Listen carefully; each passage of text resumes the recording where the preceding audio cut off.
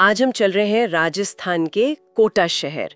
वहाँ एक बहुत ही पुराना और खूबसूरत महल है, बृजराज भवन पैलेस। इसके इतिहास और जो इससे जुड़े रहस्य है ना, आज उनकी तहों में उतरेंगे। हाँ, आजकल तो ये एक हेरिटेज होटल है, काफी जाना माना। बिल्कुल, लेकिन इसकी जो दीवारें हैं उनके पीछे एक कहानी ऐसी भी है जिसने इसे भारत के कुछ सबसे क्या कहें रहस्यमय जगहों में ला खड़ा किया है। चर्चित तो है काफी इस वजह से। तो दिन के उजाले में तो ये एकदम शाही लगता है, शानो शौकत वाला, लेकिन रात होते ही अनसुलझी पहेलियां। ये जो कॉन्ट्रास्ट है, इसके पीछे क्या है? सही कह रही है। हमारे पास जो जानकारी है वो इस इमारत के अतीत और यहाँ जो कुछ अजीब घटनाएं हुई हैं उन पर थोड़ी रोशनी डालती है। तो चलिए शुरू करते हैं उस एक खास घटना से जिसने मुझे लगता है इस जगह को हमेशा के लिए बदल दिया। कहाँ से शुरू होती है कहानी? ये कहानी हमको सीधा ले जाती है 1857 में, वो दौर जिसे भारत का पहला स्वतंत्रता संग्राम भी कहते हैं। अच्छा, 1857। हाँ, उस समय ये जो बृजराज भवन है ये सिर्फ एक महल नहीं था, ये कोटा में ब्रिटिश रेजिडेंसी का हिस्सा था। मतलब अंग्रेजी हुकूमत का एक जरूरी सेंटर। और यहाँ एक सीनियर ब्रिटिश ऑफिसर थे, मेजर चार्ल्स बर्टन। वो अपने परिवार के साथ यहीं रहते थे। उनके 2 बेटे भी थे साथ में। तो मतलब ये सिर्फ एक घर नहीं था, उस वक्त की सत्ता का एक सिंबल भी था जी। और 1857 का नाम आते ही माहौल तो तनाव भरा रहा ही होगा। बिल्कुल, जो जानकारी है उसके हिसाब से जब विद्रोह की आग फैली पूरे नॉर्थ इंडिया में, तो कोटा भी उससे अछूता नहीं रहा। माहौल बहुत ज्यादा टेंस्ड हो गया। कोटा कंटिंजेंट के जो सिपाही थे और दूसरे विद्रोही, उन्होंने मिलकर रेजिडेंसी पर, मतलब इसी बृजराज भवन पर दावा बोल दिया। हमला कर दिया? हाँ, हमला कर दिया। और वो एक हिंसक झड़प थी, बहुत ज्यादा।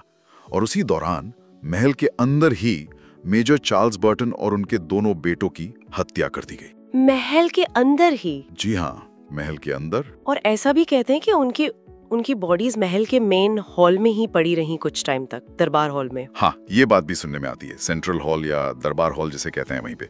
जाहिर है ये एक बहुत ही दुखद और भयानक घटना थी। बिल्कुल, और शायद यहीं से वो बात शुरू होती है कि महल के हवाओं में कुछ ऐसा घुल गया जो आज तक महसूस होता है। हाँ, कई लोग तो यही मानते हैं।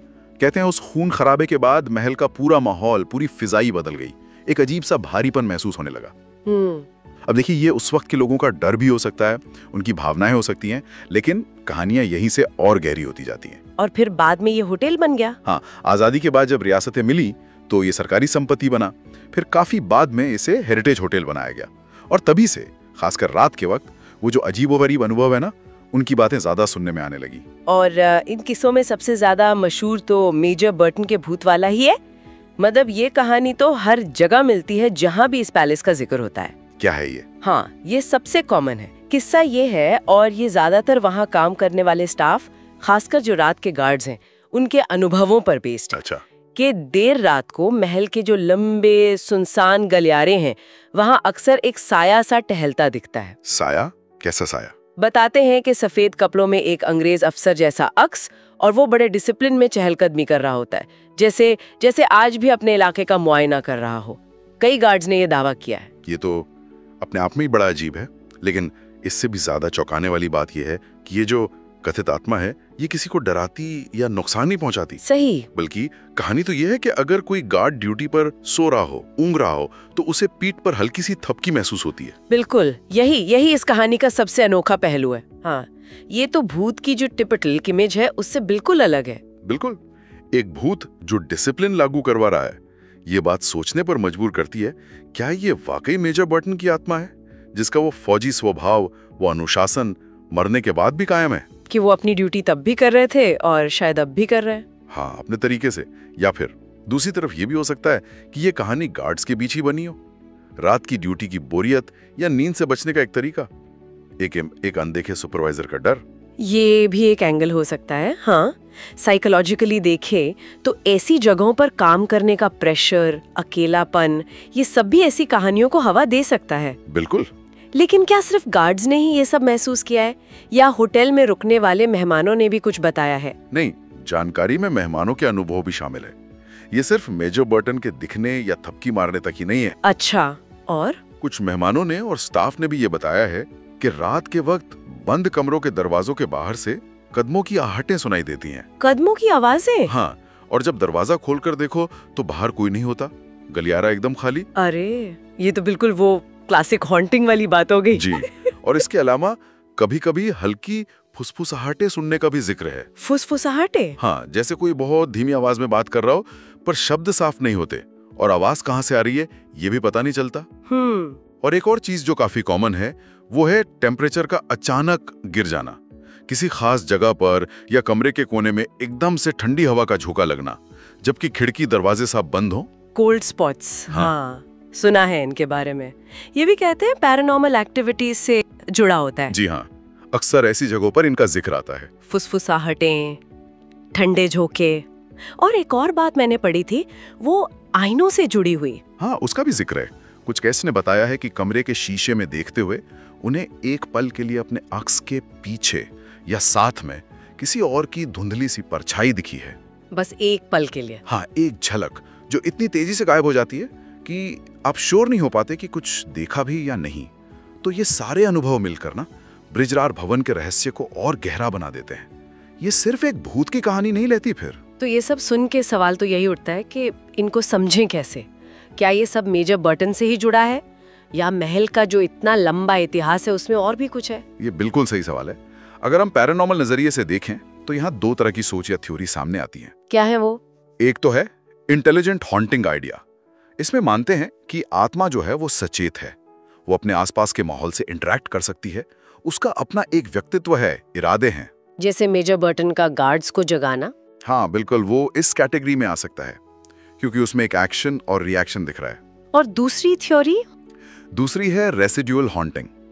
इसका मतलब है कि किसी जगह पर कोई बहुत इंटेंस घटना हुई हो या बहुत गहरी भावनाएं जुड़ी हो तो उसकी एनर्जी एक छाप छोड़ जाती है, जैसे टेप रिकॉर्डिंग होती है ना। अच्छा। वो बस बार बार प्ले होती रहती है बिना किसी चेतना के, बिना किसी इरादे के। तो ये जो कदमों की आहटें हैं या फुसफुसाहटें या वो अचानक दिखने वाले अक्स, वो शायद रेसिड्यूअल हों। हाँ, हो सकता है वो मेजर बर्टन या किसी और की आत्मा ना होकर बस उस भयानक अतीत की एक गूंज हो जो महल की दीवारों में कैद हो गई है। ये दिलचस्प है। मतलब कुछ अनुभव शायद एक सचेत प्रेजेंस की तरफ इशारा करते हैं और कुछ सिर्फ अतीत की छाप हो सकते हैं। ये तो मामले को और उलझा देता है। बिल्कुल। और ये भी मुमकिन है कि अलग अलग लोगों के अनुभव अलग हो या एक ही जगह पर दोनों तरह की चीजें हो रही हों। देखिए, विज्ञान तो इन चीजों को नहीं मानता। हाँ, वो तो है। लेकिन लोक कथाओं और अनुभवों की दुनिया में ये एक्सप्लेनेशंस मौजूद हैं। और जरूरी बात यह है कि ये कहानियां पीढ़ी दर पीढ़ी चली आ रही हैं और अब बृजराज भवन की पहचान का हिस्सा बन गई हैं। तो ये सिर्फ एक होटल नहीं है, बल्कि एक ऐसी जगह है जहां इतिहास जैसे सांस लेता हुआ महसूस होता है, या शायद कहें जहां इतिहास की कुछ आत्माएं अब भी भटक रही हैं, ऐसा कहा जाता है। और यही कॉन्ट्रास्ट इसे इतना इंटरेस्टिंग बनाता है। दिन में इतिहास, लग्जरी, और रात में रहस्य, रोमांच की एक पॉसिबिलिटी। हाँ, और ये हमें दिखाता है कि इमारतें सिर्फ ईंट पत्थर नहीं होती, वो गवाह होती हैं वक्त की, घटनाओं की, इंसानी जज्बात की। सही कहा। बृजराज भवन के केस में 1857 की वो घटना इतनी गहरी छाप छोड़ गई कि वो आज भी कहानी और एक्सपीरियंसेस के जरिए जिंदा है। ये जगह एक तरह से इतिहास के एक जीवंत या शायद अजीवित चैप्टर की तरह बन गई है, जहां पास्ट और प्रेजेंट के बीच की लाइन थोड़ी धुंधली सी लगती है। अच्छा, एक बात और, इन कहानियों का होटल पर क्या असर पड़ता है? मतलब लोग डरते हैं या ये कहानियां उन्हें और खींचती हैं? ये मिला जुला असर है। कुछ लोग तो बेशक ऐसी जगहों से बचते हैं, लेकिन एक बड़ा तबका ऐसा भी है जो इसी रहस्य और रोमांच के लिए ऐसी जगहों पर जाना चाहता है। अच्छा। हाँ, हेरिटेज होटल होने के नाते बृजराज भवन अपनी हिस्ट्री और आर्किटेक्चर के लिए तो फेमस है ही, लेकिन ये जो हॉन्टेड वाली रेपुटेशन है ना, ये भी अनजाने में उसके आकर्षण को बढ़ाती है। मतलब लोग जानना चाहते हैं कि क्या उन्हें भी कुछ महसूस होगा? बिल्कुल, कई लोग शायद इसीलिए वहां रुकना चाहते हैं। तो एक तरह से देखिए, ये कहानियां अब इसकी मार्केटिंग का भी हिस्सा बन गई हैं, चाहे वो इसे ऑफिशियली माने या ना माने।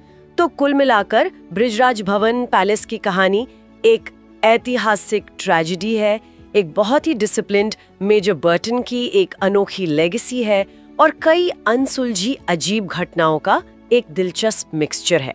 एक अंग्रेज अफसर की कहानी जो मरने के 150 साल बाद भी, कम से कम कहानियों के मुताबिक, अपने तरीके से ड्यूटी पर तैनात है। बिल्कुल, जैसा कि हमारी जानकारी में एक जगह लिखा भी है, कहते हैं इतिहास मिटता नहीं, बस अपना रूप बदल लेता है। ब्रिजराज भवन में मेजर बोर्टन की ये जो कथित उपस्थिति है, शायद उसी बदलते हुए या कहें कि ठहरे हुए इतिहास का ही एक रूप है। ये रात के सन्नाटे में उस अतीत की गवाही देता है जिसे भुलाया नहीं जा सकता। सही। और ये इस सोच को भी मजबूत करता है कि कुछ जगहें, कुछ घटनाएं इतनी पावरफुल होती हैं कि उनकी एनर्जी वहां हमेशा के लिए बस जाती है। ये वाकई सोचने पर मजबूर करता है। क्या सच में कुछ जगह अपने अतीत की गहरी भावनाओं को, त्रासदियों को, यादों को किसी अनदेखे रूप में सहेज कर रखती हैं? क्या ये पुरानी दीवारें, ये गलियारे उस गुजरे हुए वक्त की एनर्जी को हम तक पहुंचा सकते हैं? या फिर ये सब सिर्फ अंधेरा, सन्नाटा, पुरानी इमारतों का माहौल और हमारे अपने मन का वहम है, हमारी कल्पना है जो डर को कहानियों का रूप दे देती है? और एक आखिरी ख्याल जो आता है मन में कि अगर मेजर बर्टन और उनके पीटों की कहानी इतनी ताकतवर है कि आज तक सुनाई दे रही है, हाँ, तो सोचिए उस महल की दीवारों ने पिछले लगभग 70 सालों में और कितने राज देखे होंगे, कितनी अनकही कहानियां, कितने अनसुने दुख सुख। बिल्कुल। मेजर बर्टन की कहानी तो शायद उस बड़े इतिहास का सिर्फ एक पन्ना है। न जाने और कौन सी कहानियां वहां दबी हुई हैं, अपनी बारी का इंतजार कर रही होंगी।